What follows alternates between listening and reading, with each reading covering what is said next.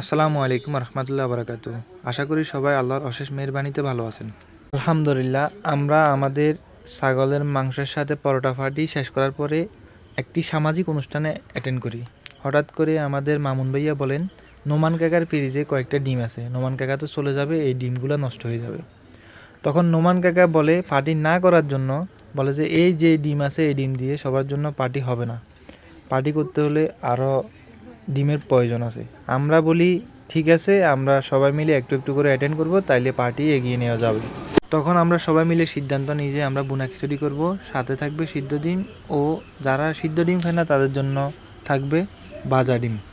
এর মধ্যে আমাদের একজন স্পেশাল গেস্ট থাকার কারণে আমরা সিদ্ধান্ত নিই যে আমরা গরুর মাংসর ভুনা করব, কিন্তু হঠাৎ করে রাত বেশি হয়ে যাওয়ার কারণে গরুর মাংস কালেক্ট করা কষ্টসাধ্য হয়ে যাবে। তাই আমরা মুরগির মাংস ভুনা করে আমাদের পার্টি সচল করতে পেরেছি।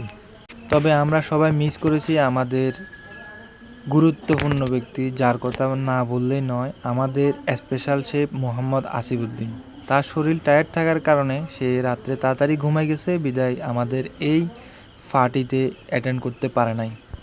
আমাদের এই আয়োজন ছিল দেখার মতো, এক ধরনের বুফে বললে ভুল হবে না।